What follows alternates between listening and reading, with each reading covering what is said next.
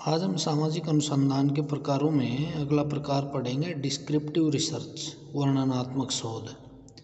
तो ये एक ऐसा शोध है जिसका उद्देश्य विषय या समस्या के संबंध में यथार्थ या वास्तविक तथ्यों को एकत्रित कर उनके आधार पर एक विवरण प्रस्तुत करना है।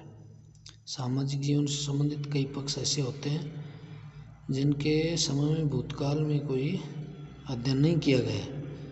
तो ऐसी दशा में आवश्यक हो जाता है कि सामाजिक जीवन से संबंधित विभिन्न पक्षों के संबंध में जानकारी प्राप्त की जाए और वास्तविक तथ्य या सूचना एकत्रित की जाए और उन्हें जनता के सम्मुख प्रस्तुत किया जाए। तो ये वर्णनात्मक शोध है। अगला जो है इसकी विशेषताएं। पहली है, इस प्रकार के शोध या अनुसंधान के विषय व समस्याओं के विभिन्न पक्षों पर सविस्तर प्रकाश डाला जाता है। दूसरा, यदि किसी विषय से संबंधित कोई अध्ययन पूर्व में नहीं किया गया है तो उससे अध्ययन के लिए वर्णनात्मक शोध को ज़्यादा उपयुक्त माना गया है। तीसरा, इस प्रकार के अध्ययन में सामान्यतः किसी प्राकल्पना का निर्माण नहीं किया जाता है।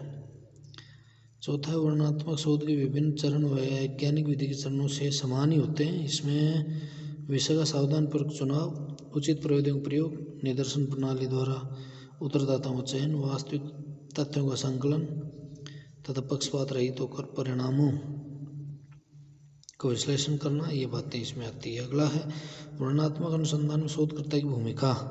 एक समाज सुधारक या भविष्यवक्ता के रूप में नहीं होकर एक वैज्ञानिक अथवा निष्पक्ष अवलोकनकर्ता के रूप में होते हैं। अब जो है अगला हम टॉपिक पढ़ रहे हैं इसी में कि कौन सी बातों का ध्यान रखना चाहिए इस शोध में।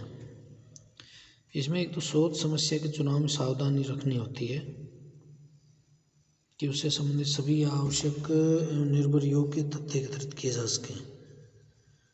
शोध कार्य को वैज्ञानिक आधार प्रदान करने के लिए आवश्यक है कि तथ्यों के संकलन के लिए प्रविधियों का चुनाव पूर्ण सावधानी से किया जाए।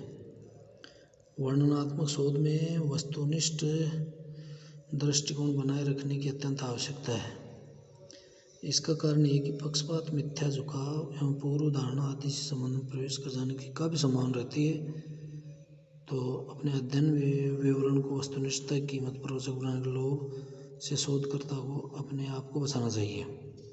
अगली सावधानी, वर्णनात्मक शोध कार्य काफ़ी विस्तृत होता है, अतः उसे समयबद्ध व्यय में मितव्ययतापूर्वक करना आवश्यक होता है। ऐसे अध्ययन में समय और धन काफ़ी आवश्यकता पड़ती है, अतः इस बात की सावधानी रखनी होती है कि अनावश्यक मतों पर श्रम, समय और धन को व्यय नहीं किया जाए।